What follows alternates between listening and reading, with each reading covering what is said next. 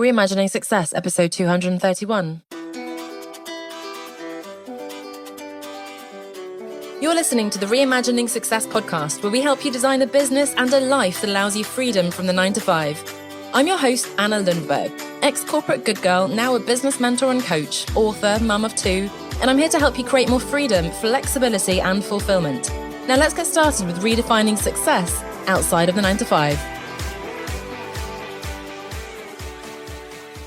Hello, everybody, and welcome back to another interview. I'm here with Elodie Ferchaud, who I know from my Procter & Gamble days, and we have an interesting story for you today, a few twists and turns, as we always find along these journeys, but I'll let Elodie and her own words explain what's happened. But Elodie, why don't you tell us briefly first, what were you doing before, and I guess, what have been the few steps, the highlights of the changes that you've been making over the past few years? Let's put it that way. Yeah, sounds good. Hi, everyone, and it's lovely to be here. So quickly about myself and what happened. So I was born in France, but I really feel like a citizen of the world. So I've traveled and lived in over 11 countries in the past few years, and that's really my passion. Like, my passion is about traveling, is about exploring, it's about being out there. Now I've been starting with like 13 years working in big corp. So I started with L'Oréal and then P&G. That's where we met with Anna.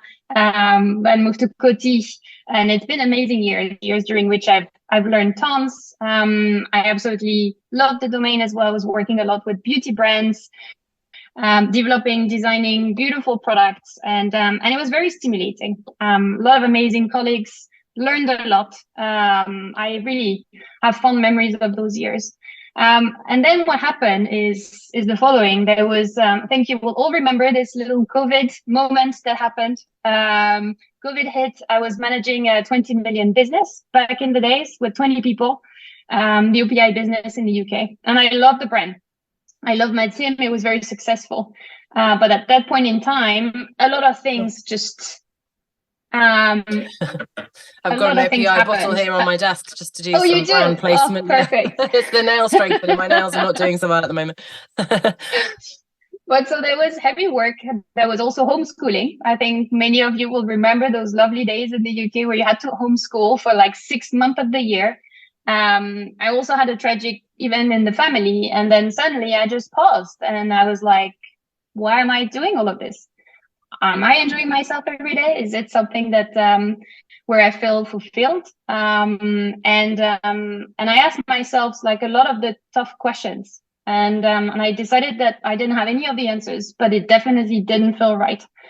And so I talked with my partner, and I decided to take a sabbatical. That was a big thing for me because I was like super hard working, and I didn't want to give up, and I wanted to keep on climbing, that conveyor belt. But I was like, no, like I really need to stop. I need to pause. And so I took a sabbatical. I have to say the first day was amazing. Like, I could do so many things. And the first week was horrible. Suddenly I felt completely lost. I didn't know what to do. But eventually, like, spending the time, I rediscovered myself, and eventually went to start my own company, Rebeauty, which was a big passion point for me for quite a few months. And it gave me the freedom. It gave me the freedom to work remotely, which was really powerful as a mother of 3 kids. And as I discovered that freedom of remote working, I decided to live for a few months in Portugal. We were in London back in the days, and we just needed to see something different. And for a long time, we had talked about this lifestyle of moving from one place to another every 3 months, which was impossible because we had 3 kids. So how would that be even possible? And that's when we joined a company called Boundless Life that made it like really easy for us to travel from one place to another. And after a few months working there, I discovered that there was just such an alignment in terms of values. I decided to pause my business. And decided to join Boundless Life, just simply because it felt absolutely right, and because I wanted to try something different and I didn't want to have any regret. So it's like the last 12 months have been absolutely crazy. So it's a little bit difficult to answer this question, but a lot has happened. And I'm happy to say that now. Like I do feel like I've found my ikigai. I don't know if you're familiar with this concept. We talk about it a lot on the podcast, absolutely. Ikigai. But as you said, I love that, as you said before we started recording, that it's really, you found something that's really at that magical place, right? The sweet spot between your passions, your values, the things you're good at, and so on, right? So I think that's very powerful, because interestingly, in a way, you've gone back to a full-time job, in fact, but as you said, it's fully remote and it's at the intersection of all those things that you love, and it works so flexibly around your family. So I think it's so important to realize that success can take a different shape, right? It doesn't have to be that you're contracting or you're running your own business or whatever it is. It really can and should look however you want to. But I do remember you mentioned the 13 countries there, right? Because I remember you thinking differently even when I knew you. And I think you lived and in fact, I visited you guys in Japan and in Stockholm. You were in London.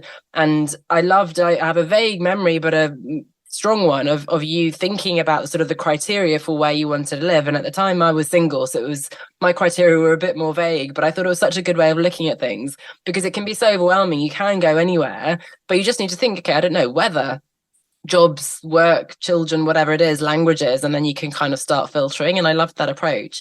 I guess one question I have, and you come from that kind of luxury beauty background, as you said, and now you're doing something quite different and becoming a mother of 3 and traveling the world and so on. How has your view of what success looks like evolved over that time, compared to, as you said, when you were sort of hustling away in that office? You mentioned there the pandemic, you mentioned a sad personal experience as well. You know, how do you look at success, and how has that changed over these experiences?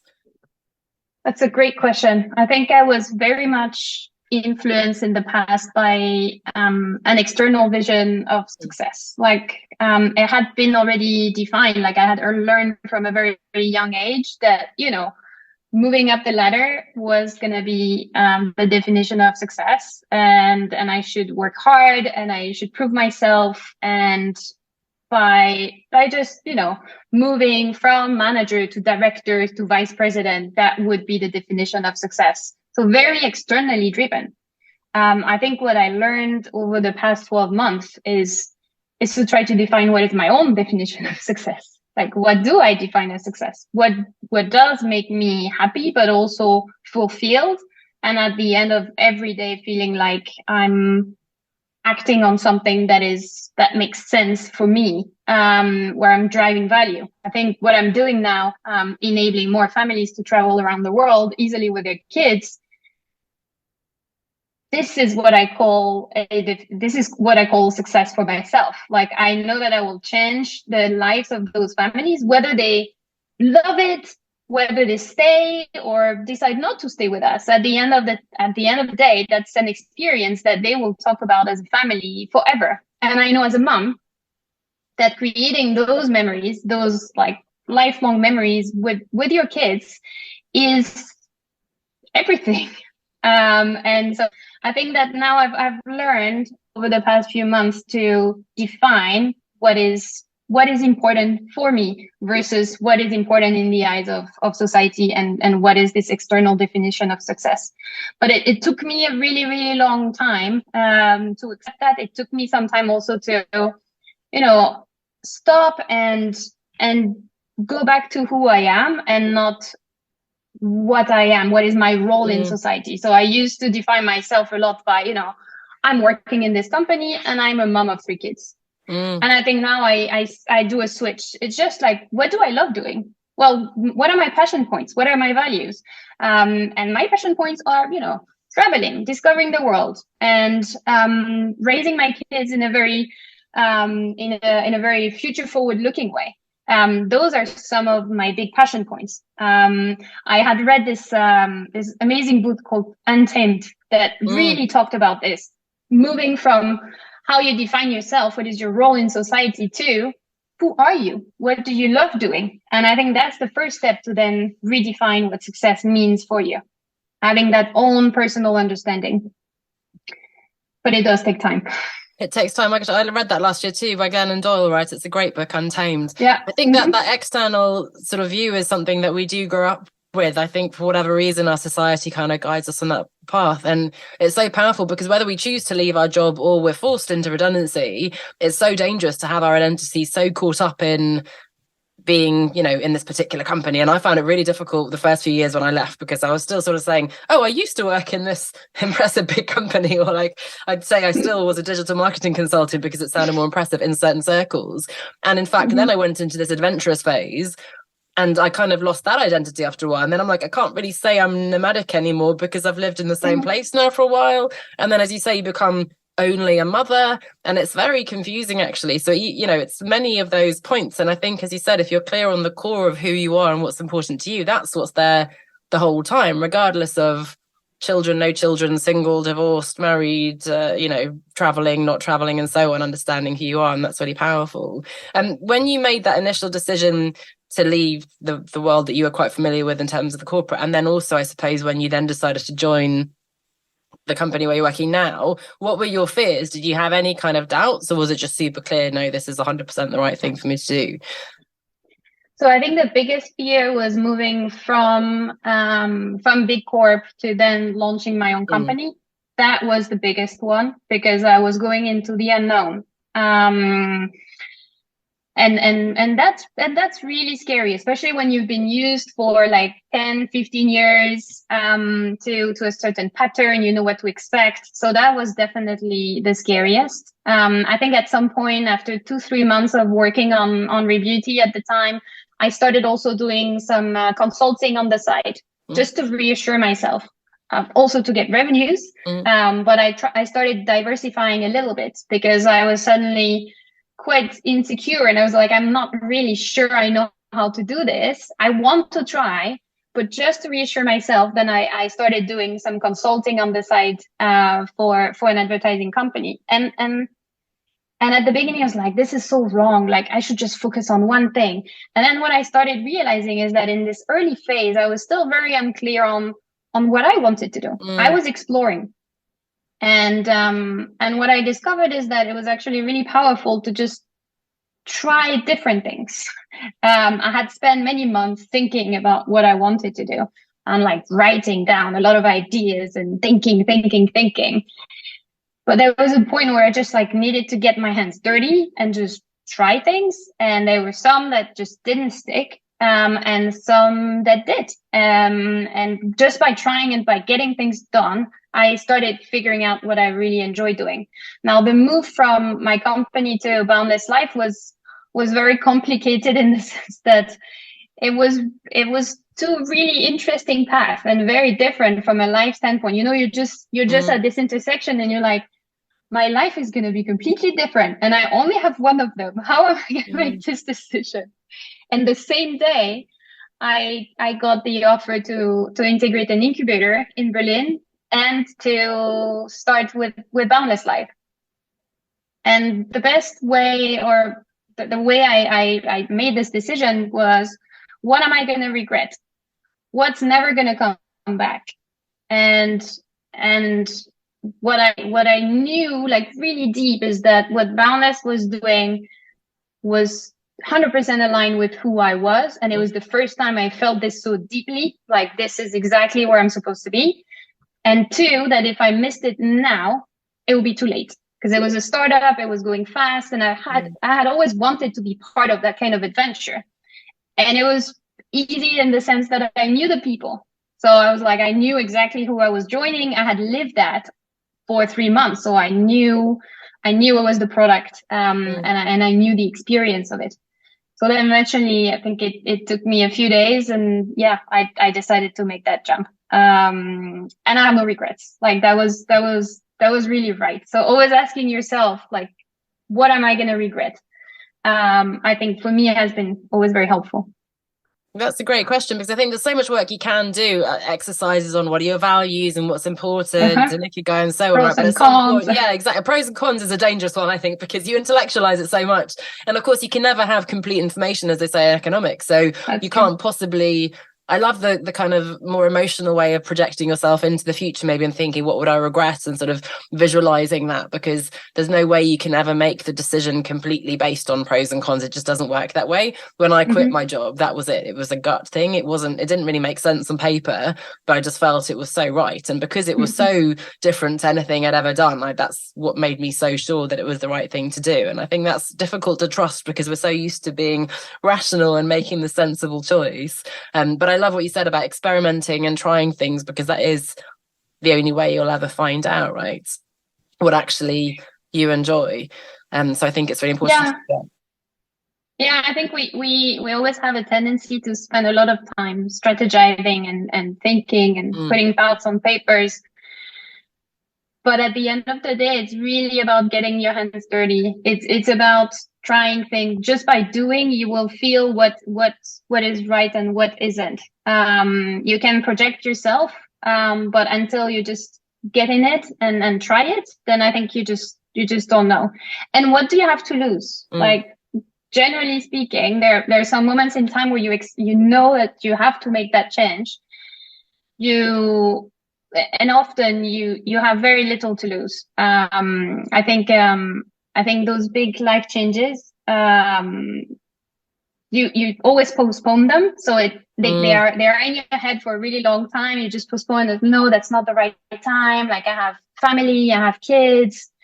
And then eventually there is a moment where your body is just telling you, like, no, it's really time. And I think when I was talking about the big life event that happened to me, I think it just made me realize, by losing someone very precious, that, maybe what's happening, maybe tomorrow is my last day. Like, what do I want to do with this life that I have now?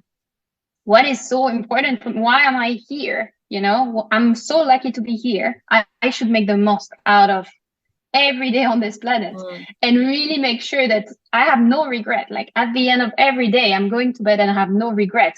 I'm 100% where I'm supposed to be. But the tricky one is to find that place. And experimenting is the best way to figuring out. It's so sad, isn't it, that something like that has to happen to remind us, because it's a obvious fact. Life is short. We say it very sort of flippantly, but actually it's so true. And unfortunately, we just can't hold it in our heads. I think you can't, right? Because you go crazy if you thought about it all the time, the inevitability of death. But in a way, it's very empowering to remind yourself. Definitely. But that's one thing actually we see in a lot of the families joining us with Boundless. Like, they've had a big life event. Often not as traumatic as this, but there has been something really big happening to them that just made them wake up and ask themselves the question, like, what do I want in terms of living? What do I want for my families? What do I want for my kids? And then suddenly they stop, they exit the hamster wheel, and they just stop. And then just most of the time they don't have the answers. No one has the answers, but at least they ask themselves the right question, and they start acting on it, and they start trying things. And then you have beautiful discussions with those families when you're together. Because you're all hungry to basically figure out what is right for you, what is right for your family. We're in a world that is changing faster than ever, and I think we have all those questions in our heads. So trying to change the way we're living maybe will give us some of those answers, hopefully. Yeah, absolutely. And I think it's so interesting, because I think you couldn't have known about Boundless Life. You wouldn't have gone straight from your corporate role to that, right? The fact that you were able to work for yourself first, it was sort of a stepping stone along the way. So you had to launch yourself into that uncertainty in order to arrive where you are today. But I'd love for you to tell us more about Boundless Life. So, I mean, for me, travel was a huge part of, initially, I did a sabbatical and then I decided to quit my job, and I met families along the way, and I was so impressed with them, with their little toddlers in South America. And I thought, oh, I could never do that. And then myself, having gone through that kind of adventurous phase and settled down more with kids, I'm super curious personally. Selfishly, I'd like to hear more, but I know it's a really interesting concept, I think. So why don't you tell us more about what Boundless Life does, and what was your experience? Yeah, with pleasure.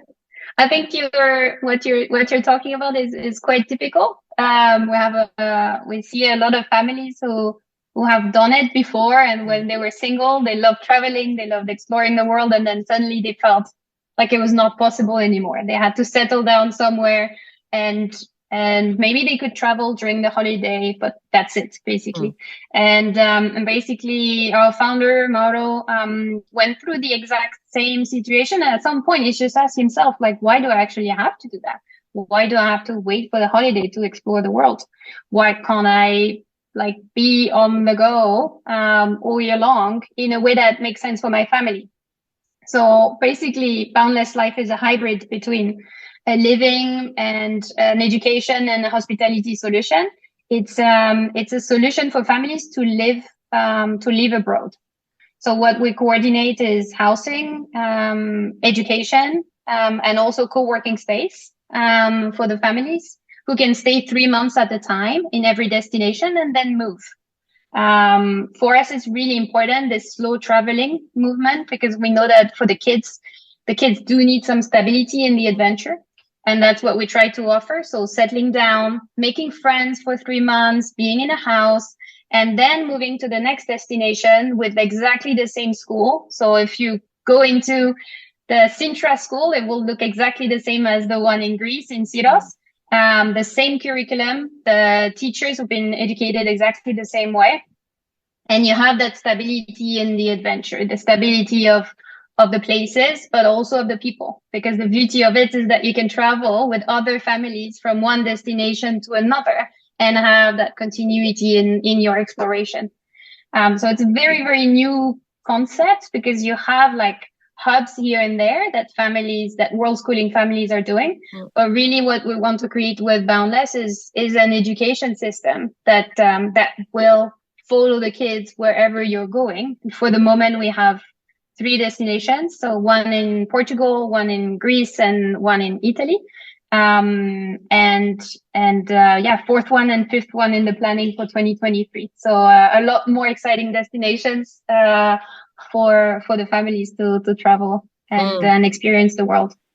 But I think the education is the key concern. So certainly from my own thoughts, right? I was very, world schooling and homeschooling sounded very interesting pre-children. And now suddenly I find myself clinging to the comfort zone of, but this is how everyone else does it. And how could you possibly break away from that? And I remember meeting a couple who happened to be teachers, but they took their kids out of school and traveled around the country, I think for 2 or 3 years. And they did TED Talks, and the kids were like saving the ocean. I mean, they were doing incredible things that you would never learn to do at school, and it was just such a powerful experience to witness. And yet it still felt so far off because they were teachers, and, it's a very different experience. But having that safety, I suppose, and knowing that there is that education system to move between sounds like it would help a lot to sort of, reassure you a little bit in terms of that you're not going to just be having to have the homeschooling like lots of people did during lockdown as well, if that's not something you want to do. Exactly. I think it's a mix of a belief, like for many of our families, is the belief that, the kids should be in an education program. But also it's parents who might not want to homeschool. Like I'm one of them. Like I know my limits, and I also have a job, so it's just impossible. And so suddenly what is made available is to have this education system that travels around the world with you. I know that this was the main reason why we joined originally, because we really valued this education, this future forward looking education. And then when we were there, what we realized as well was the power of being with other families who were also challenging, the paradigm of family living, families who were asking themselves questions and wanted to live differently. And so you also just meet really fun families. And very quickly you make very strong links, because it's a bit like when you were moving, during university years, and you would move to Canada for 2 months and like you suddenly connected so well. Very similarly, everyone is outside of their comfort zone and everyone is ready to connect. So the kids together, the parents together suddenly create like really, really deep connections. And that's when I realized the power of I think in English you say it takes a village. And that's really how it felt. Like it takes a village to, raise the kids and raise your kids and bring them different influences. The influence from this other country, but also the influence of other parents. And suddenly they're really well surrounded in this adventure, and that's quite beautiful. That's quite beautiful to see. I think So that yeah, community, that's my gosh, is so important. When I first left, I remember one of the first ever meetings I went to, it was some career coach, and I never remember what she talked about, who she was. What I do remember is that feeling of meeting other people who were in the same kind of corporate roles, who felt the same urge to do something else. And I think that's the powerful thing, right? Not feeling like, oh my gosh, I'm the only person in the world who feels this way. So I think that's really powerful. And I keep seeing you pop up on LinkedIn, enthusiastically supporting in the same kind of world of me, flexible careers and remote working and so on. How are you finding that? Are you sort of intentionally inserting yourself into these conversations? Are you becoming sort of aspiring to be, I suppose, a thought leader in this space? How are you seeing your role in terms of your personal brand and your thoughts on flexible remote working, families and so on? I think there are two angles to it. First of all, I'm discovering this space, and I'm fascinated by all the development in remote working. I'm experiencing it also firsthand as a working mom, and I find it just so powerful, to be able to go and see my daughter if she has a talent show at 2:30 p.m. like and be there. Then having that flexibility to go to events, support them, but also like working, really hard for my business. So that flexibility as a working woman is really powerful, and I think will be one of the key elements to hopefully change of some of the unfairness there is still between men and women. So I'm really believing in the power of remote working for women. And then obviously, with Boundless, a lot of our families are remote working. And I think we're creating a lot of new ways of living for families. So we have a role also in sharing this and driving awareness for what is feasible. Because I think a lot of families have that dream and they think they're a bit crazy. Like when we talk to a lot of the Boundless families, they're like, I thought I was completely crazy. I was talking to my friends and they were like, are you nuts? Like, you can't do this. And then suddenly you help them to realize that no, actually it's possible. The world is changing, and now we're able to work remotely. To be honest, the education system, the traditional education system has been designed for another society, and we don't need to work in plants anymore. What we need is creative kids that will be very agile, think about new ideas. We've seen all the development in the AI world this week, and everyone is talking about all those powerful tools that will come up. So how do we want to educate our kids for the future? What will they need in terms of skills? And I think that's also our role with Boundless to ask the questions and propose some solutions, which hopefully will help us to raise kids that are more ready for the future. Or at least that's the idea, that by being out there, open to other cultures, asking questions versus being told what to learn, developing projects together, learning through the United Nations goals, they will be more ready to build a better future. So yeah, I mean, that's at least the two angles when it comes to LinkedIn. But I think this future of work and future of education is just a fascinating space, as well as a mom and as a working mom. Gosh, yeah, I agree. Yeah, it's hard not to get very sort of caught up in it. I see it happening to many mum friends as well. And there's a lot of interesting discussions happening now. So it can be quite controversial, but it's also definitely there's raised awareness on it, and it's hard not to feel strongly about it when you're experiencing it. But as you say, the bigger topic of future of work for men and for women, for everybody, right? It's a really exciting space. And the education, it makes me think of, I remember at school, you knew the answer, right, already. There was a right answer. And I really struggle with that then in life, because there is no right answer in life. And, at school, you sort of make the dots literally fit the curve, because you know that X and Y are supposed to sort of have this pattern, right? And you didn't get to sort of experiment or discover things for yourself. So it all makes a lot of sense intellectually. And I think it's really exciting. And you mentioned there picking up your daughter and sorry, go ahead. Yeah.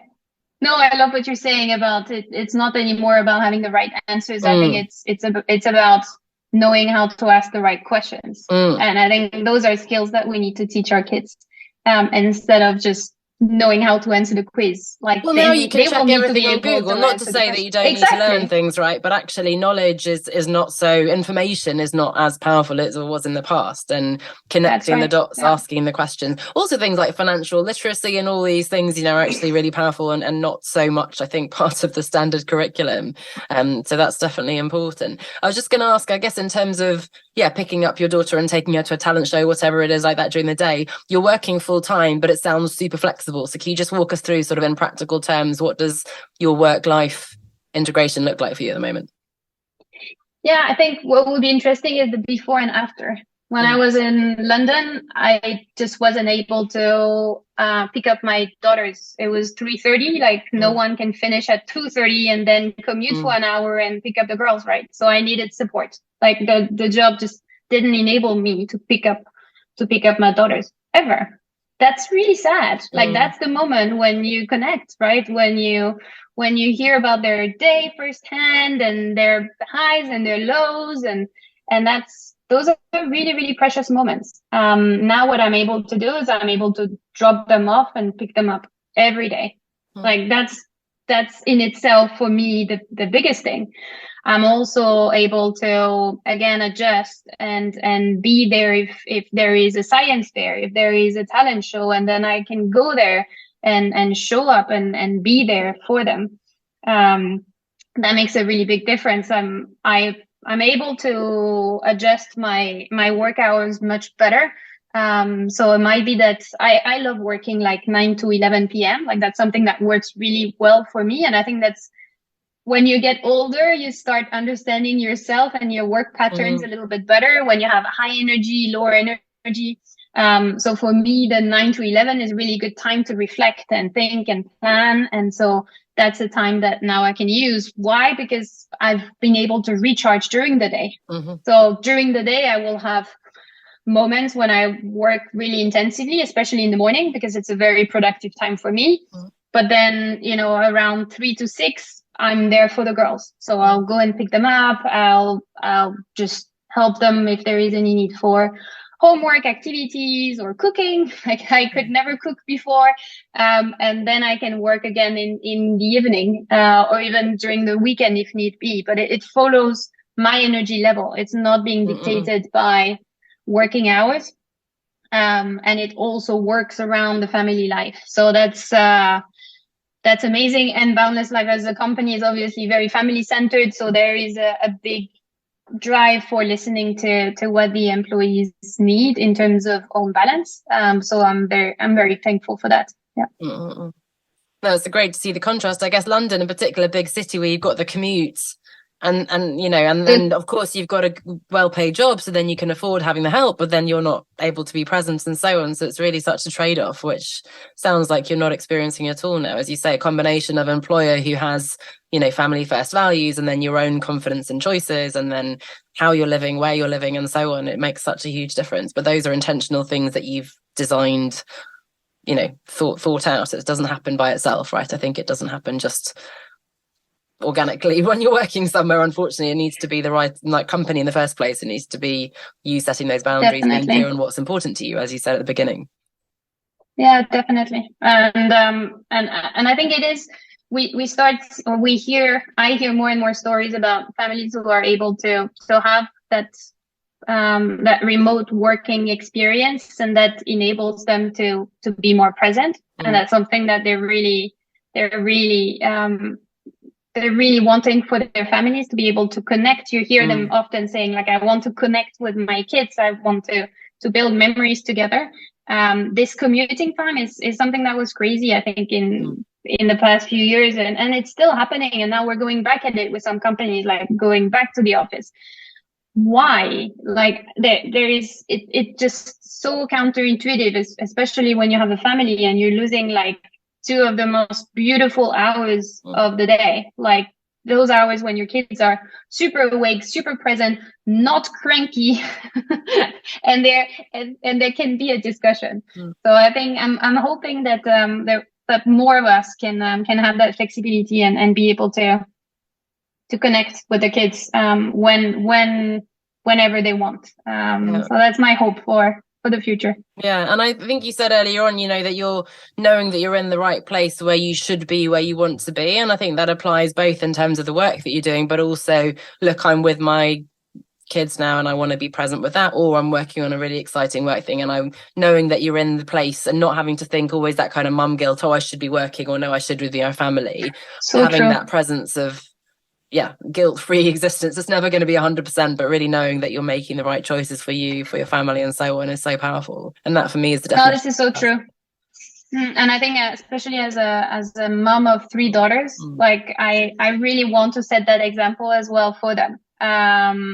Showing them that it is possible to, have a big passion point and have your mission as an individual, as Elodie, and then still being able to be present for them. Like you can have both. It's not easy every day. It's tiring. It's exhausting, but it's very rewarding when you can hit a place that works for you as an individual. So leading by example when you're a mother, and for me especially having daughters is really, really important. Yeah. I love that. I knew this would be a good chat. Thank you so much, Elodie, for your time and for your insights. Thank you. Where can we read more about Boundless Life? So the best way, you can check our website, so boundless.life, where you will see everything about us. We're also as Boundless Life on Instagram, so that's where you'll be able to follow the adventure of our families and what they go through when they're on destination. And then don't hesitate to connect via LinkedIn with me. So I think there will be all the information. All the information will be there, absolutely. That Anna will share. Excellent. Thank you so much, Anna. Thank you. Bye. The Outsiders Business Academy is a self-paced course for you to work through in your own time to learn and implement the foundations of building a profitable business that lets you escape the 9-to-5. So if you're full of great ideas but lack the knowledge and experience to turn them into a viable business that will actually support your desired lifestyle, or you feel like you're doing all the right things and yet you're just not getting the traction and results that you're after, you have come to the right place. I'm here to help you design a profitable and enjoyable business that gives you freedom from the 9-to-5. Register for the Academy and get started learning today at onestepoutside.com/course. That's onestepoutside.com/course.